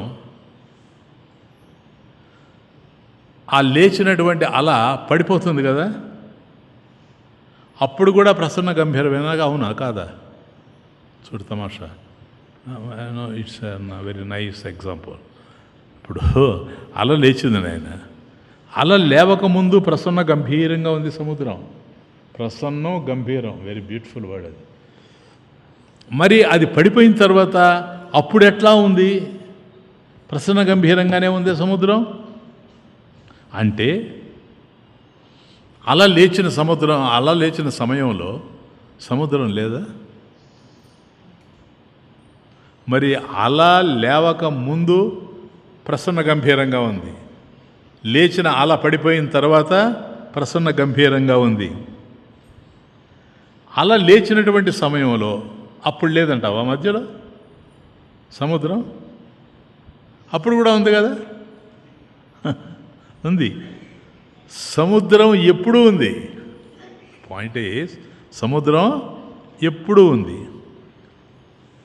అల లేచినంత మాత్రాన సముద్రం లేకుండా పోలేదు. అల లేవకముందు ప్రసన్న గంభీరంగా ఉన్నటువంటి సముద్రం అల లేచినప్పుడు కూడా ప్రసన్న గంభీరంగానే ఉంది, అలా పడిపోయిన తర్వాత కూడా ప్రసన్న గంభీరంగానే ఉంది. కాబట్టి అభ్యాస యోగంలో ధ్యాన యోగి ఈ విధంగా ప్రశాంతంగా ఉండాలి, ప్రశాంతంగా ఉండాలి. ఇది వెరీ వెరీ ఇంపార్టెంట్. ఉత్సేక ఉవధేః యద్వత్ కుశాగ్రేణైక బిందునా మనసో నిగ్రహః తద్వత్ భవేత్ అపరిఖేదతః. శంకరాచార్యుల వారి యొక్క గురువు గోవింద భగవత్పాదాచార్యులు, ఆయన గురువు గౌడపాదాచార్యులు. సరేనా? ఆయన రాసిన శ్లోకం ఇది. నీళ్లు చిమ్మడం, ఉత్సేక ఉవదేహ, ఉత్సేక చిమ్మడం, దర్భపోచను ఉపయోగించి సముద్రంలో దిగి దర్భపోచని నోట్లో పెట్టుకొని నేరుగా వెళ్ళి బొట్టు బొట్టుగా ఏది ఆ దర్భపోచతో ఒక్కొక్క బొట్టు నీటిని తీసుకొని తీరానికి వచ్చి అక్కడ చిమ్మి మళ్ళీ పోయి సాగరంలో నుంచి సముద్రంలో నుంచి మళ్ళీ ఇంకొకసారి ప్రయత్నంతో నీళ్లు తీసుకొని వచ్చి ఇలా ప్రయత్నం చేస్తూ పోతా ఉందట టిట్టిబ పక్షి. దాని పేరు టిట్టిబ పక్షి. అదే సమయానికి ఇది గుడ్డు పెట్టింది. టిట్టిబ పక్షి అనేది గుర్తుపెట్టుకోండి, అభ్యాసయోగం. గుడ్లు పెట్టింది అక్కడ. ఎందుకో సముద్రుడు చూచి హాయ్ ఇది నా తీరంలో పెడుతుందా అని నేరుగా పోయి ఆ గుడ్లన్నీ తీసుకొని లోపలికి పోయాడు. సముద్రుడు ఏం చేయాలనో దీనికి అర్థం కాలేదు. ప్రతీకారం తీర్చుకోవాలనుకున్నది. నా గుడ్లు వీడు పట్టుకుపోయాడు కదా, ప్రతీకారం. ఎట్లా ప్రతీకారం చేస్తుంది? దర్భపోచనం. కాబట్టి దర్భని తీసుకొని ముక్కు కరిపించుకొని కుశాగ్రం ఒక్కొక్క నీటి బొట్టు దాంట్లో తడపడం, రావడం, ఇక్కడి నుంచి ఇక్కడ ఏదైతే ఉందో ఈ మట్టిని ఇదంతా కూడాను మళ్ళీ దాంట్లో తీసుకోవడం, లోపల పోయి వేయడం. ఎందుకని ఇదంతా అంటే ఒక రోజుకి ఈ నీళ్లు ఉండడం వల్లనే నన్ను ఈ విధంగా చేసింది ఇది సముద్రం. అవన్నీ నేను తాగేస్తాను, చల్లేస్తాను ఇక్కడ, అప్పుడు తెలిసి వస్తుంది దానికి అని ప్రతీకారం. అదే సమయానికి నారదుడు పోతూ ఉన్నాడు. నారదుడు చూసి ఏందిరా దీని కర్మ, కానీ దాని బాధని నేను అర్థం చేసుకోగలను, కానీ ఇది ఎప్పుడు చేయగలిగేది ఇది అని నేరుగా వెళ్ళిపోయాడు. గరుడలోకం పోయాడు. అక్కడ గరుత్మంతుడు ఉన్నాడు. అప్పుడు గరుత్మంతుడి దగ్గర పోయి, అయ్యా నీ జాతి పక్షి క్రుద్ధుడైపోయి గరుత్మంతుడు అక్కడ ఈ విధంగా జరుగుతూ ఉంది, పాపం అది నీళ్ళంతా కూడా తీసుకొచ్చి పోసుకుంటా ఉంది బయట, మళ్ళీ పోయి అక్కడ ఎంత ఉంది సముద్రం. ఎప్పుడు కదా అయిందంటే ఆ గరుత్మంతుడు క్రుద్ధుడయ్యాడు. ఒరే నాలాంటి పక్షిని ఇంత బాధ పెడుతుంది సముద్రం, ఏమొచ్చింది దానికి, ఇది గుడ్లు పెట్టుకుంటే దానికి వచ్చే నష్టం ఏమిటి అని ఒక్కసారి అక్కడి నుంచి బయలుదేరి ఆ ఉపరితలంలో ఇది సముద్రం పైన ఆ ఉపరితలం మీద వేగంగా పయనించాడట. ఒకసారి ఊగిపోయింది సముద్రం. ఆ వాయువేగాన్ని సాగరుడు తట్టుకోలేకపోయాడు.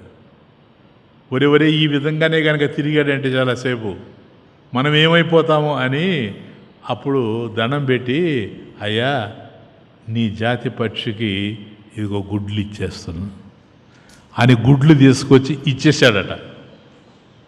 ఆ విధంగా గరుత్మంతుని యొక్క అనుగ్రహంతో పోగొట్టుకున్నటువంటి ఈ గుడ్లని తెచ్చుకున్నాడు. ఈ విషయం మన గౌడపాద మహర్షి ఆయన చెప్తాడు, ఇట్లా జరిగింది ఒకటి, ఇది జరిగిన విషయం ఊరికి తమాషా కాదు. కాబట్టి ఎప్పుడు కూడా అభ్యాస యోగేన తతః మామిచ్చాప్తం ధనంజయ, అభ్యాస యోగం చేత ఏదైనా పొందగలం. కాబట్టి అభ్యాసము వైరాగ్యము ఈ రెండు ముఖ్యమైనటువంటివి. ఇంకా వైరాగ్య బుద్ధి ఉండాలి. ఏంది విషయాల యందు విరస బుద్ధి ఏదైతే ఉందో అది వైరాగ్యం. సరేనా? ఇంతవరకు మనం చూచినవి చూడనివి అయిన ఇష్టభోగాల్ని దోషాలను దర్శించడం అలవాటుగా మారడం వల్ల ఆయా భోగాల పట్ల ఆశ క్షీణించి ఇవన్నీ చూసాం కనుక ఆసక్తి నశించడమే వైరాగ్యము. ఇది వైరాగ్యం అంటే. చూచినవి అంటే మనం అనుభవించినవి ఇహలోక భోగాలు. చూడనివి అంటే కేవలం శాస్త్రం చేత చెప్పబడినవి. ఇప్పుడు ఉదాహరణకి స్వర్గాది భోగాలు ఉన్నాయి నాయన, స్వర్గం ఒకటి ఉంది, స్వర్గంలో ఈ విధంగా ఉంది అని శాస్త్రం చెప్తుంది. నువ్వు చూసావా? కాబట్టి నువ్వు చూసినవి కావచ్చు, శాస్త్రం చెప్పేవి కావచ్చు, ఈ రెండిటి యందు ఆసక్తి లేకుండా ఉండడమే వైరాగ్యం. కాబట్టి నాకు ఈ రెండు అవసరం లేదు. కాబట్టి మనసును నియమించేటువంటి ప్రయత్నంలో వృత్తులను నిరోధించడానికి, మన మనసులో ఉండేటువంటి ఆలోచనలన్నీ నిరోధించడానికి అభ్యాసాల వైరాగ్యాలే ఉపాయాలని పతంజలి మహర్షి యోగ దర్శనంలో చెప్తాడు. అది పెంచుకొని నా సిరులు సంపదలు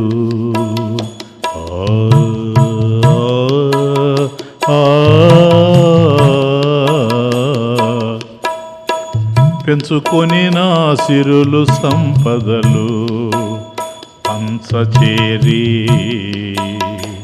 ముంచి తీరును మోహమును పెంచి. పెంచుకొని నా సిరులు సంపదలు పంచచేరి ముంచి తీరును మోహమును పెంచి. తృప్తి నివ్వని సిరులు ఎందుకు ఆ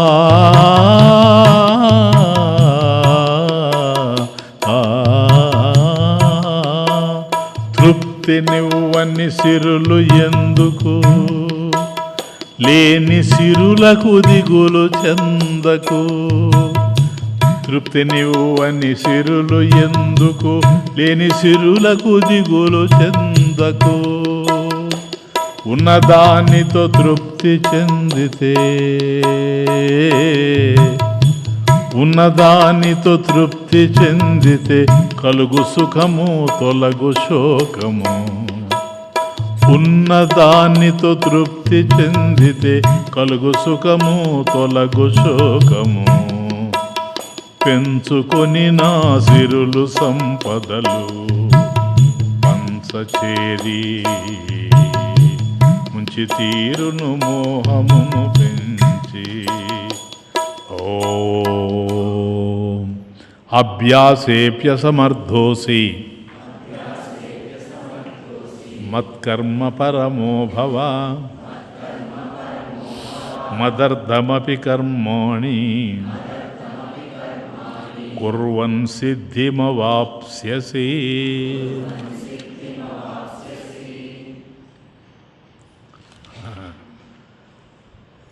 ఇంకొక్క మెట్టు దిగాడు. మయ్యేవ మనాతత్వమయి బుద్ధిం నివేశయ. ఇంకొక మెట్టు దిగి అభ్యాస యోగేన తథా మామిచ్చ. ఇంకొక మెట్టు తిరిగి అభ్యాసేపి అసమర్థ అసి. ఈ అభ్యాస యోగం చేయడానికి కూడా నువ్వు అసమర్థుడు అయితే, శక్తి లేనటువంటి వాడు అయితే మత్కర్మ పరమో భవ. అయ్యా నా కొరకు కర్మలు చేస్తూ పో. ఎందుకని? ఏదో కర్మ చేస్తున్నావు కదా, నువ్వు చేసేటువంటి కర్మలు నాకు సంబంధించినటువంటి కర్మలు అయ్యేటట్టుగా చేస్తూ పో. ఎందుకని? మదర్థం అపి కర్మాణి, నా కోసం కర్మలు చేసిన కుర్వన్ సిద్ధిం అవాప్స్యసి. నా కోసం నువ్వు కర్మలు చేసినా నువ్వు సిద్ధిని పొందుతావు. ఇది నేను కొద్దిగా లేట్ చేయను, ఎందుకంటే మీరు కన్ఫ్యూజ్ అవుతారు.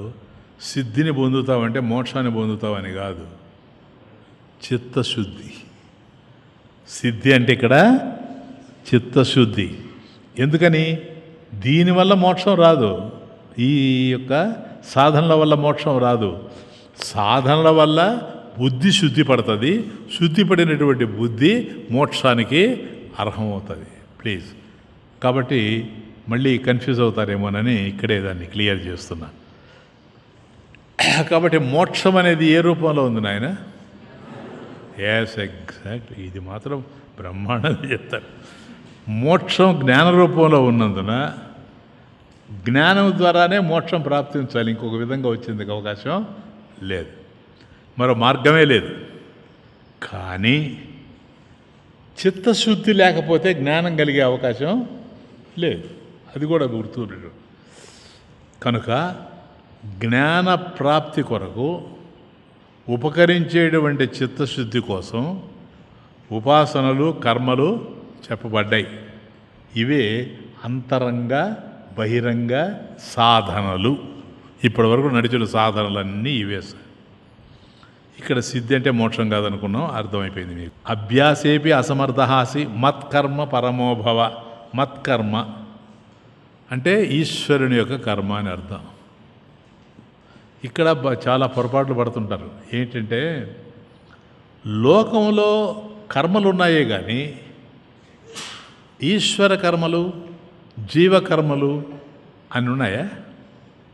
ఏది ఈశ్వర కర్మ, ఏది జీవకర్మ? కానే కాదు. ఇవి రెండు లేవు. ఈ ఈశ్వర భావనతో కర్మలు కనుక మనం చేసామా అవి ఈశ్వర కర్మలు అవుతాయి. జీవభావనతో కర్మలు చేసామా అవి జీవకర్మలు అవుతాయి. అంతే, ఇంకేం లేదు. మత్కర్మ, ఇదిగో మత్కర్మ పరమోభవ అంటున్నాడు. మత్కర్మ అంటే మదర్థం కర్మ అని అర్థం. మత్కర్మ మదర్థం కర్మ. భగవంతుని కొరకు చేసే కర్మలు మదర్థ కర్మలు. అంటే ఈశ్వర ప్రీత్యర్థం ఆచరించే కర్మలు అనేది అర్థం. కాబట్టి ఈశ్వరార్పణ బుద్ధితో అనుష్ఠించేటువంటి కర్మలు ఏవైతే ఉన్నాయో అవి ఈశ్వర కర్మలు. అంటే ఉదాహరణకి మనం కర్మలు ఆచరిస్తాం నాయన, అలా ఆచరించాలంటే మనకులో శక్తి ఉండాలనా లేదా? కర్మలు ఆచరించాలంటే శక్తి ఉండాలా లేదా? ఉదాహరణకి దండగట్టిన, పిండి కొట్టిన, బండనెత్తిన, బండి లాగిన, వీటికంతా శక్తి కావాలా లేదా? చేతిలో శక్తి ఉండాలి. చేతులు మనవి కావచ్చు, శక్తి మందే. Very important. చేతులు మనవి కావచ్చు, చేతుల్లోని శక్తి మనదో కాదో ఆలోచించాలి. మనం బాగా ఆలోచించండి. అట్లాగే మాట పలకాలన్నా, పాట పాడాలన్నా, తృప్తిగా తినాలన్నా, నోటికొచ్చినట్టే తిట్టాలన్నా ఊరికే తమాషా అంట. కాబట్టి ఇవన్నీ జరగాలి అంటే నోటికి శక్తి ఉండాలనా లేదా? నోరు ఎవరిది? మనది. నోరు మనదే కావచ్చు, నోటిలో ఉండేటువంటి శక్తి ఇవన్నీ చేయడానికి, తినడానికి, తిట్టడానికి, అన్నిటికీ. ఇది ఎక్కడి నుంచి వస్తూ ఉందో మనం ఆలోచించాలి. నాయన అర్థమవుతుందా మీకు? నడిచేందుకు కాళ్ళు ఉన్నాయి, చూచేందుకు కళ్ళున్నాయి, వినేందుకు చెవులున్నాయి, ఆలోచించేందుకు మనస్సు ఉంది. ఇవి మనందరికీ ఉన్నాయి. వీటన్నిటిలో శక్తి ఉందా లేదా?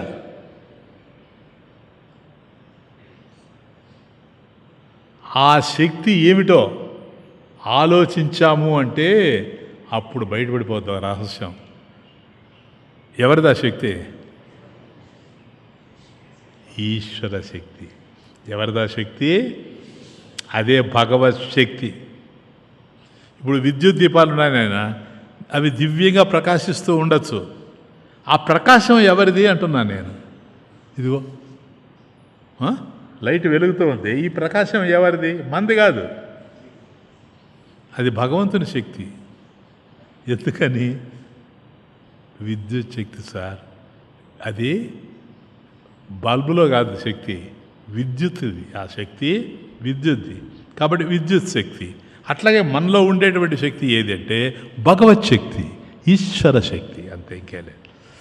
ఈ సత్యాన్ని గ్రహించిన మరుక్షణం మన కర్మలన్నీ కూడాను ఈశ్వర కర్మలు అయిపోతాయి. అది మదర్థం కర్మ.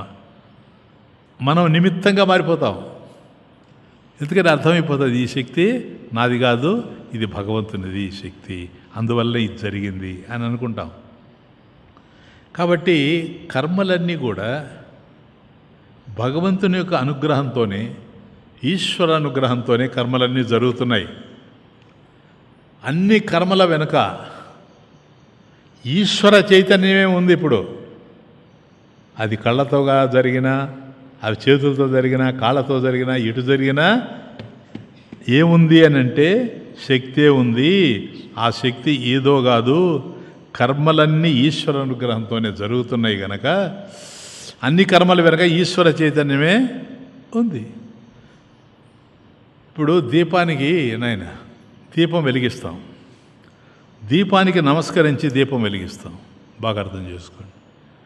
వెలిగించిన తర్వాత దీపదర్శనం చేస్తూ దీపజ్యోతిర్ నమోస్తుతే, దీపజ్యోతి నమోస్తుతే అంటూ చేతులు జోడించి నమస్కరిస్తాం.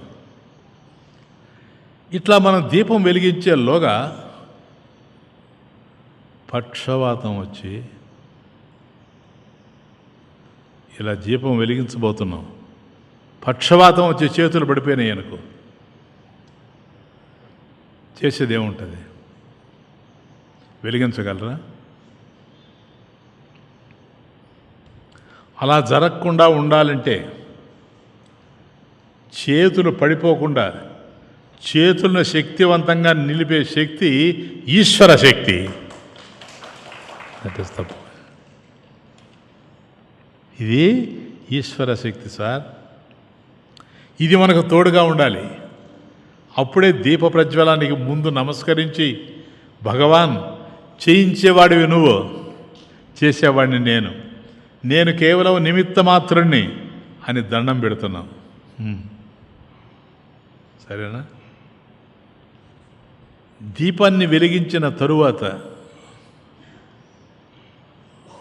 కళ్ళారా ఆ కాంతిని దర్శించి, దీపం వెలుగుతూ ఉంటే ఆ కాంతిని దర్శించి కరములు జోడించగా ముందే కళ్ళు శాశ్వతంగా మూతపడిపోతే, జస్ట్ థింక్, అప్పుడు చేయగలిగేది ఏముంటుంది? మనం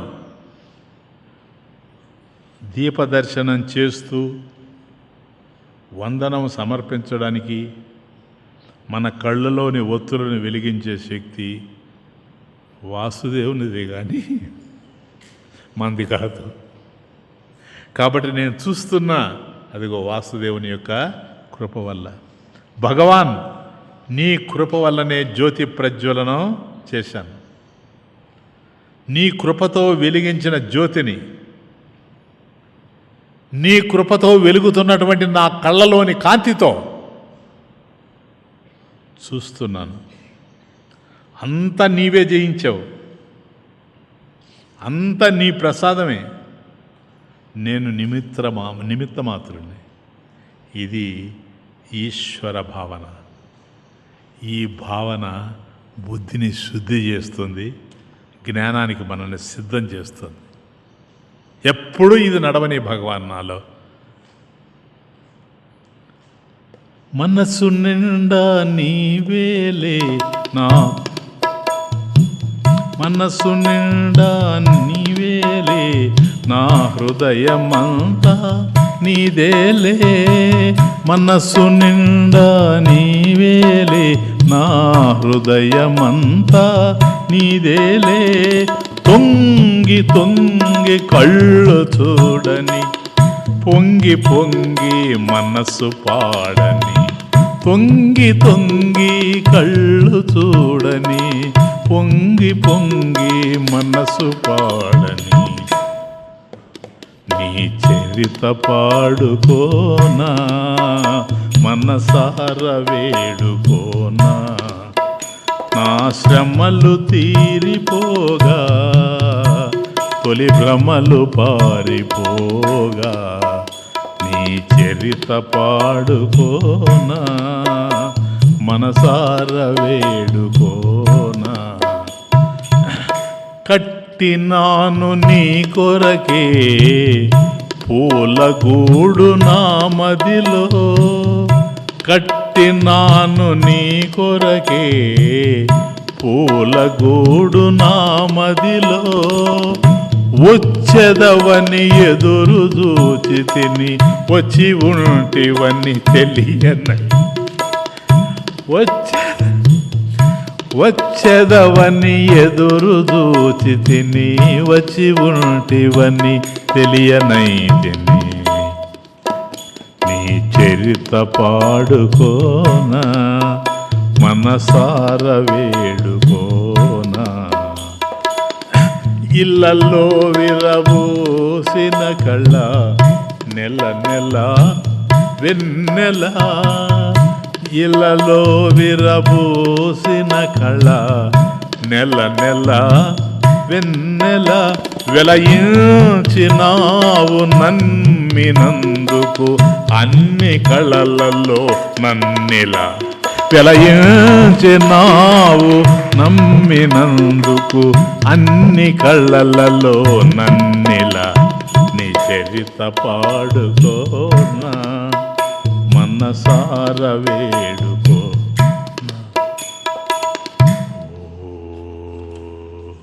కాబట్టి ఈశ్వర శక్తి వైభవం ఎలాంటిదో, అది ఎలా తన జీవితాన్ని ప్రభావితం చేస్తూ ఉందో అర్థమైతే మనకు ఆ తరువాత ఈశ్వరుని యందే మన భక్తి పెరుగుతుంది.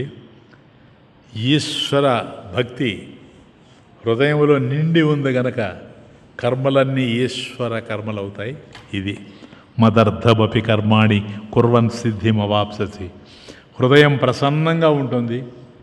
లోకంలో ఉన్న భగవద్గుణ శ్రవణ కీర్తనాదుల ద్వారా మనస్సు లోకేశ్వరుని యందే ఓలలాడుతూ ఉంటుంది.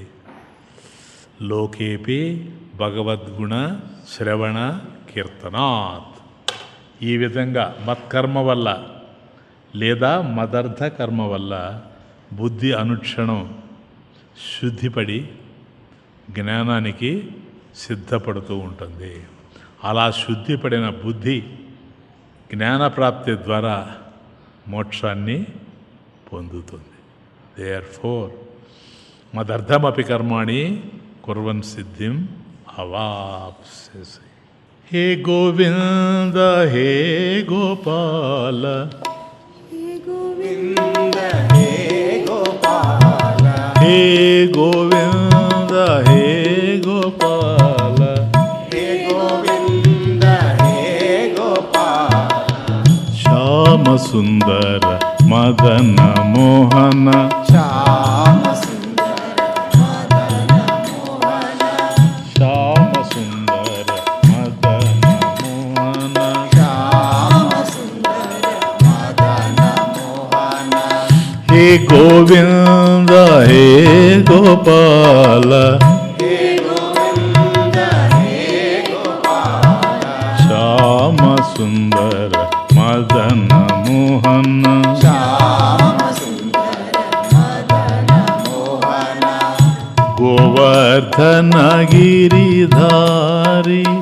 గోవర్ధన గిరిధారి, శంఖ చక్ర గదాధారి, శంఖ చక్ర గదాధారి, గోవర్ధన గిరిధారి, గోవర్ధన గిరిధారి, శంఖ చక్ర గదాధారి, శంఖ చక్ర గదాధారి, మీరా ప్రభు గిరిధారి, మీరా ప్రభు గిరిధారి, రాధే శ్యామ మురళిధారి, రాధే శ్యామ మురళిధారి, హే గోవింద హే గోపాల, హే గోవింద హే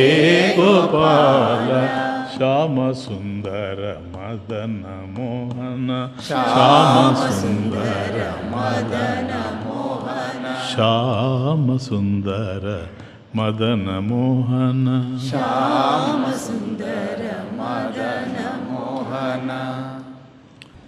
చేయగలిగిందే చేయగలిగిందే చేయలేము చేయగలిగిందే చేయలేము చేయవలసింది చేయగలమా చేయగలమా చేయగలమా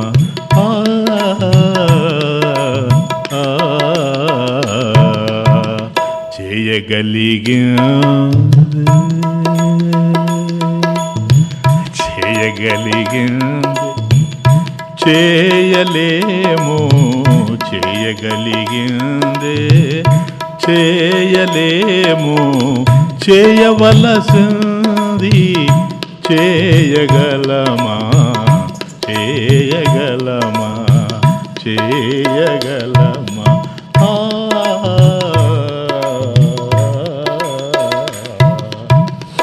భక్తిలో అందాలు పరమాత్మ చందాలు భక్తిలో అందాలు పరమాత్మ చందాలు ఉయ్యాలలుగునులే ఆ ప్రేమ బంధాలు ఉయ్యాలలుగునులే ఆ ప్రేమ బంధాలు చేయగలిగిందే చేయలేము చేయగలిగిందే చేయలేము చేయవలసింది చేయగలమా చేయగలమా చేయగలమా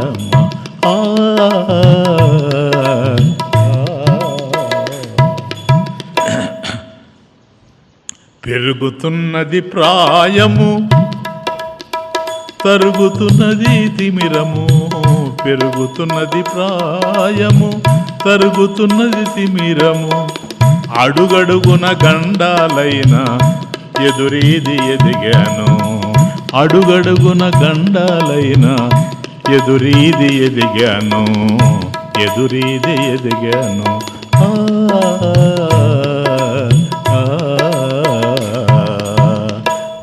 చేయగలిగిందే చేయలేము చేయగలిగారే చేయలేము చేయవలసింది చేయగలమా చేయగలమా చేయగలమా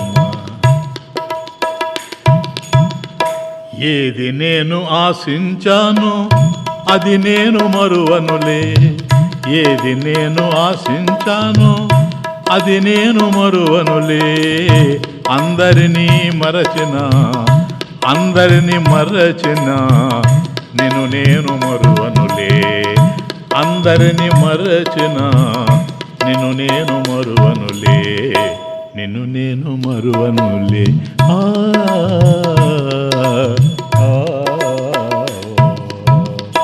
అందరిని మరచిన నిన్ను నేను మరువనులే నిన్ను నేను మరువనులే నిన్ను నేను మరువనులే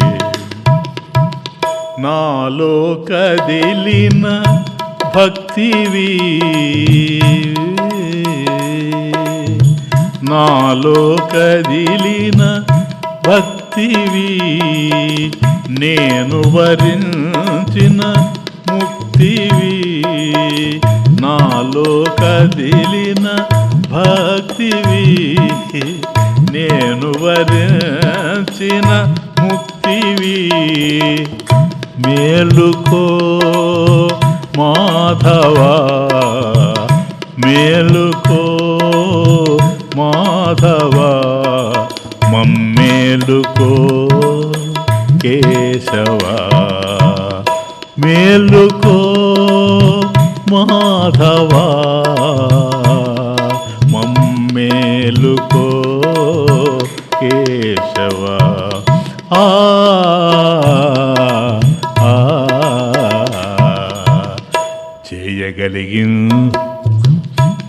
చేయగలిగిందే చేయలేము చేయగలిగిందే చేయలేము చేయవలసింది చేయగలమా చేయగలమా చేయగలమా ఆ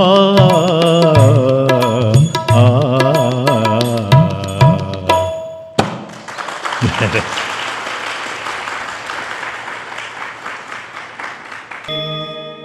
ఓం పూర్ణమదః పూర్ణమిదం పూర్ణాత్ పూర్ణముదచ్యతే పూర్ణస్య పూర్ణమాదాయ పూర్ణమేవావశిష్యతే.